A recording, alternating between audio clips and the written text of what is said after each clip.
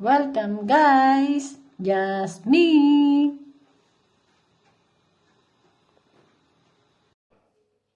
Hello mga guys! Good day sa inyong lahat! Samahan niyo akong muli ngayon. Tayo gagawa naman ng isang dessert. Dessert na Graham cake pero sa aking mga ingredients lang na mga meron ako dito na available sa amin. Ito mga guys ang ingredients ko. Pakita ko sa inyo. Ito guys, ang mga ingredients ko. Yan, meron tayong pana. Yan, may chocolate. Itong chocolate po ay ang ilalagay natin to sa ibabaw ng ating Graham. At meron tayong yan, biscuit. Ang ating biscuit. Meron tayong condensed milk. At saka itong Nestle cream at ang mascarpone. Gagawin natin pinaka-cream niya sa ating pang dessert. At ito po yung pineapple juice. Pineapple juice po itong gagawin natin pang ibabasain natin mamaya itong bread, itong biscuit para ilagay sa hulmahan dito. Yan guys, mamaya pakita ko sa inyo. Unang-una gagawin muna natin ang ating mascarpone at ang pana na ating gagawin natin, imomonta natin siya guys. Yan. Let's proceed mga guys. Ayan guys, atin munang imumonta ang pana.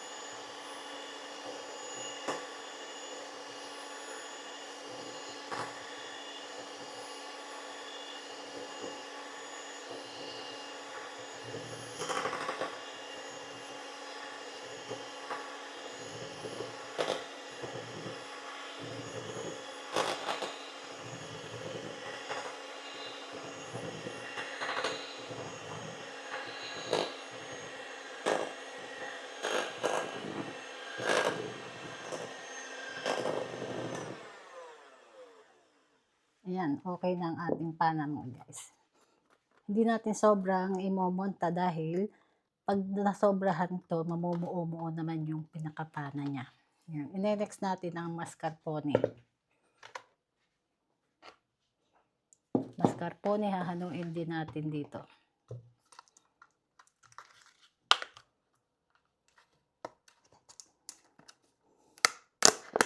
Ayan, itong mascarpone, isang klase ng, hindi ko to alam ang tawag sa atin.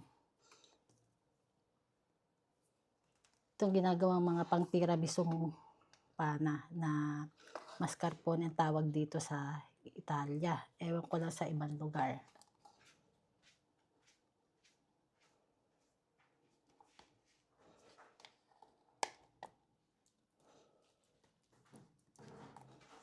Ayan, lagay natin. I-mix din natin saglit sa machine na ito. Yung ating mixer. Para mas maganda ang kalabsan.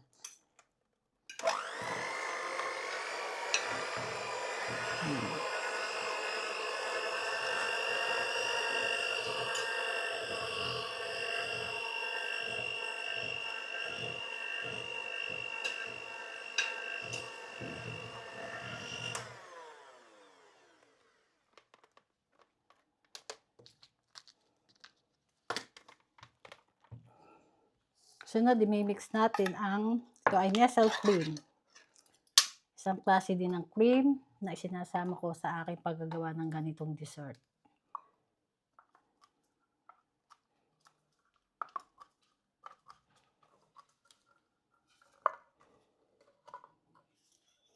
Hindi ako naglagay ng sugar sa ngayon pa dahil titikman muna natin dahil meron tong gatas na malapot. Matamis na kasi to. Kaya bago tayo maglagay, tikman ko muna kung kailangan pa ng sugar.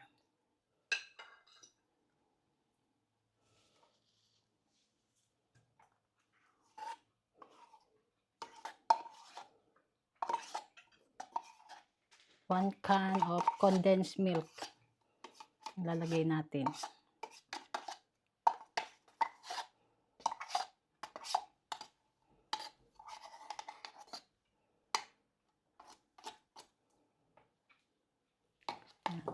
Mix ulit natin ng mixer.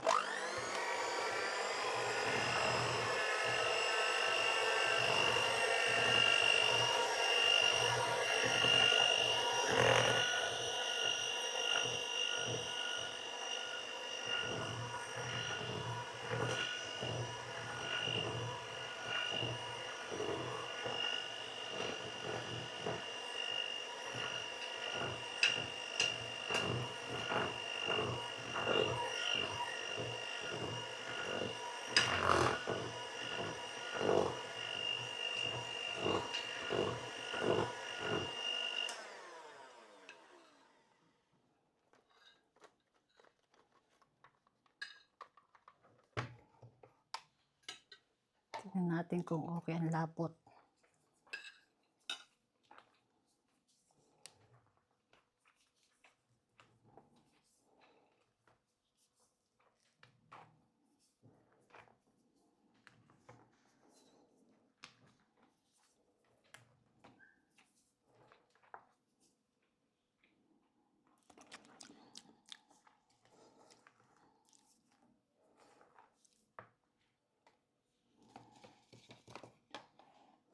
Ngayon sasama ko dito yung pana na ating iminonta. Dahan-dahan lang ang lagay para hindi siya bumagsak yung pinaka-cream niya. Haluin natin ng ganito. Yan, pataas, pababa.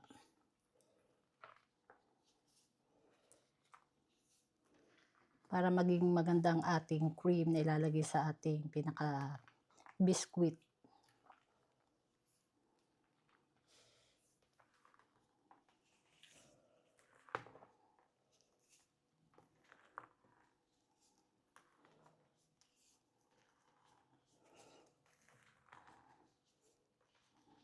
Lahat natin.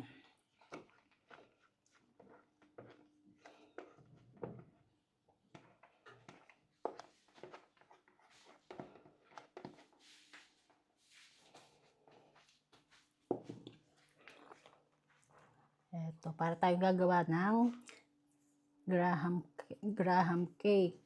Pero ako sariling gawa ko lang to na wala kasi ditong biscuit na nabibili dyan sa atin sa Pinas na ginagawa pinaka Graham cake na biscuit. Kaya in my own way, bumili ako ng pwede ko maging alternative sa biscuit.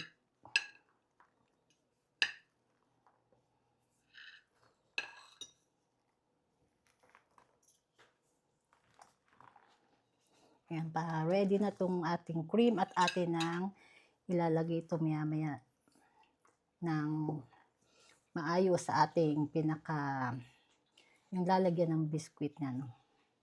Pakita ko sa inyo ating guys maya-maya.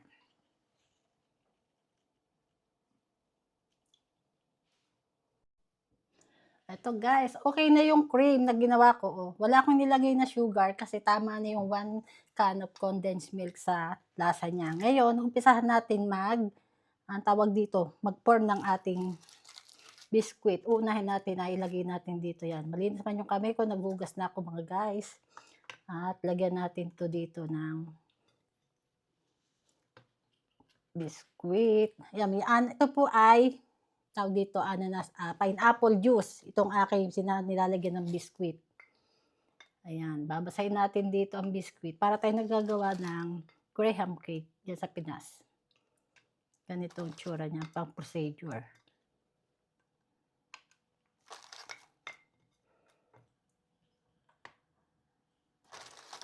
Hanggang sa matapos natin yan na malagyan lahat dito. Medyo variable yung pinaka-biscuit nyo. Kwento kasi sa atin, madali siyang madurog yung biscuit na to. Hindi siya talaga matigas. Hatiin natin para sa gitna. No. Kasi ayan.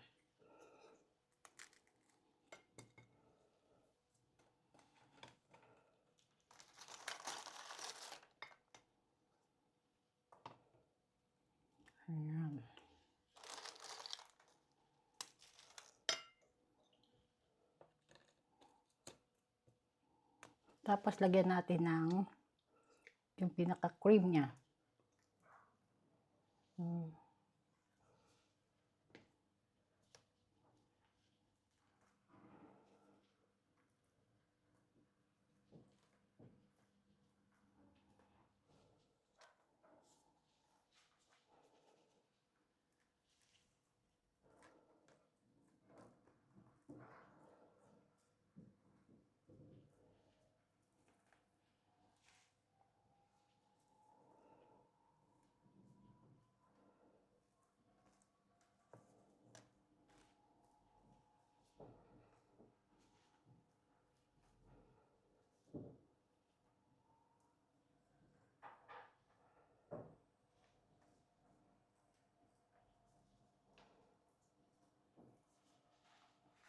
Ayan, lagyan ulit natin isang layer.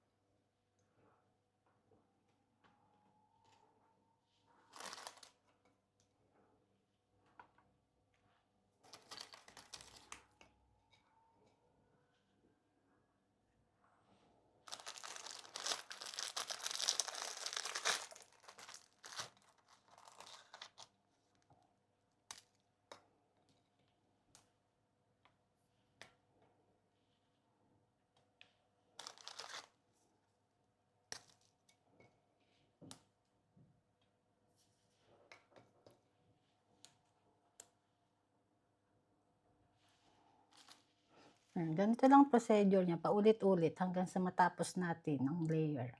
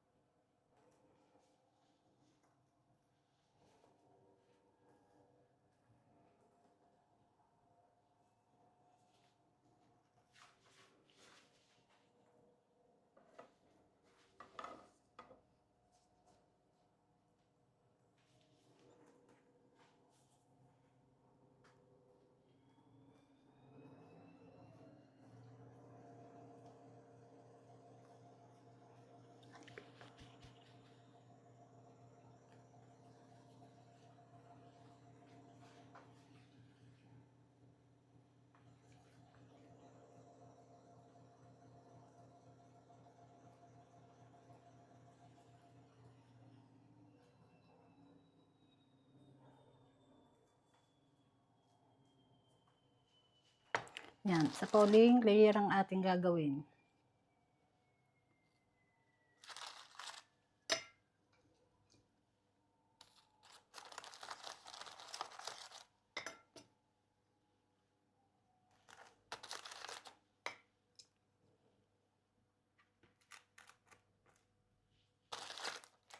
Simple lang 'tong dessert na ito.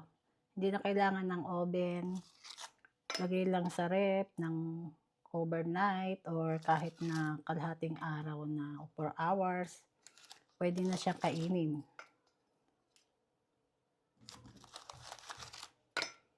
Kaya mga walang oven, yan. Itong gawin nyo, simpleng dessert.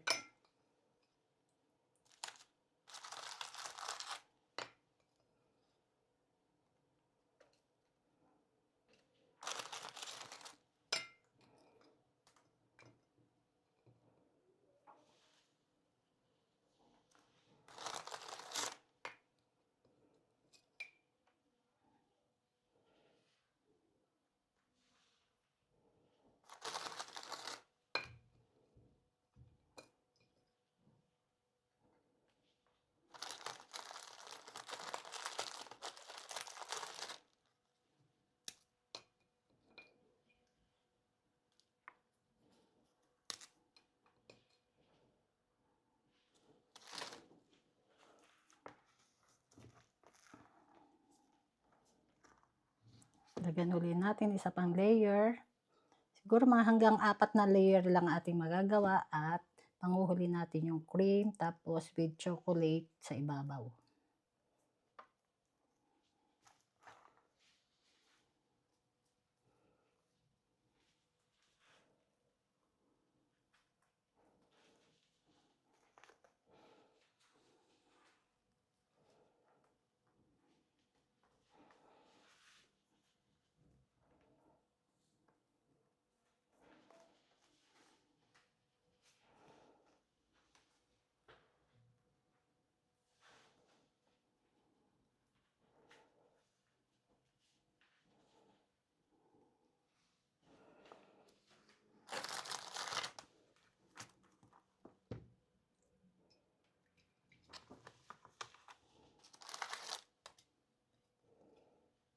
Ayan, pang-apat na layer na to.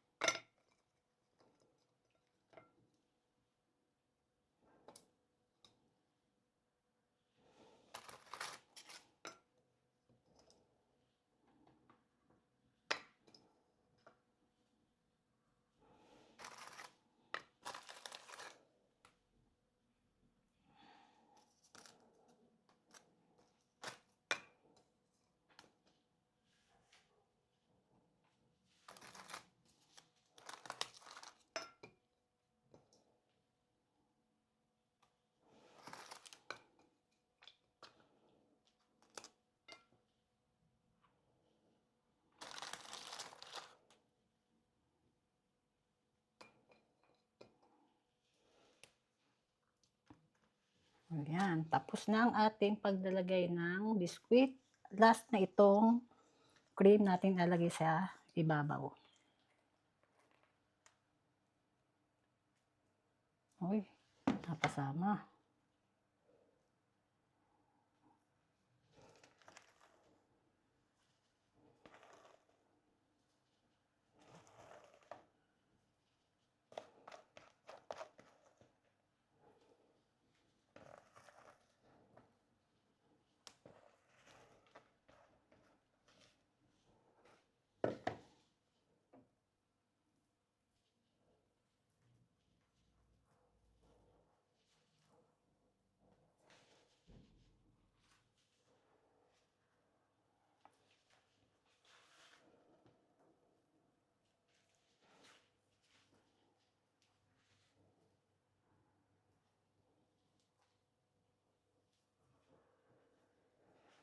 Ayan, tapos na to. Lagyan naman natin yan ng chocolate.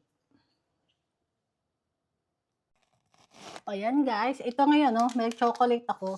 Ito ay chocolate with milk. At ating yayadyadan ngayon sa ibabaw. Ganito. Panjadyad sa cheese ang aking gagamitin. Ayan. Depende sa dami ng gusto nyong ilagay. Kung kayo mas gusto nyo maraming chocolate, lagyan nyo ng maraming chocolate. Mas masarap yan maraming chocolate.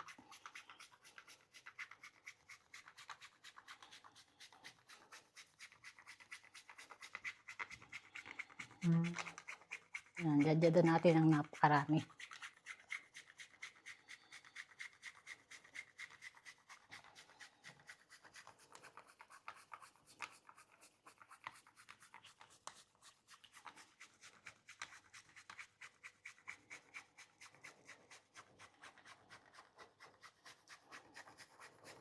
Ubusin natin to.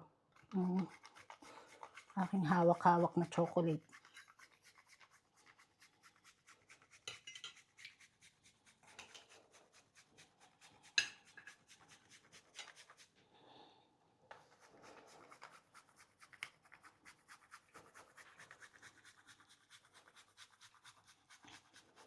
Tawag ko po dito ay Graham cake sa akin. Tawag yan. Na flavor niya ay yung ginawa kong cream. Tapos ang sinabusawan ko na ng juice ay pineapple juice.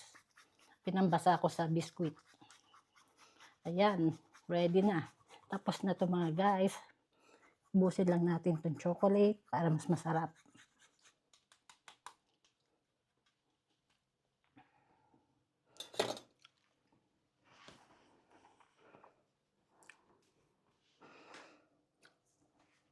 Ito guys, so finished product. Ito ilalagay ko ngayon sa ref para magiging mas masarap siya pag malamig. Ito guys, so ito yung aking ginawang Graham cake na inerest ko siya ng one night sa ref para mas masarap. Ngayon titikman na at ating gagayati. Pakita ko lang sa inyo kung ganun kasarap to.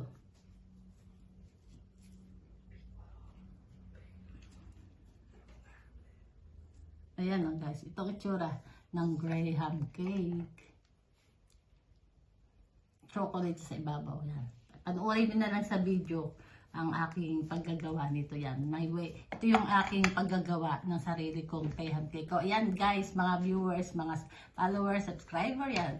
Salamat sa inyong lahat sa panonood ng mga video. Kaya please subscribe din sa akin at ng mga hindi pa nakaka-subscribe yan. Thank you guys mga guys. Bye. Thank you for watching.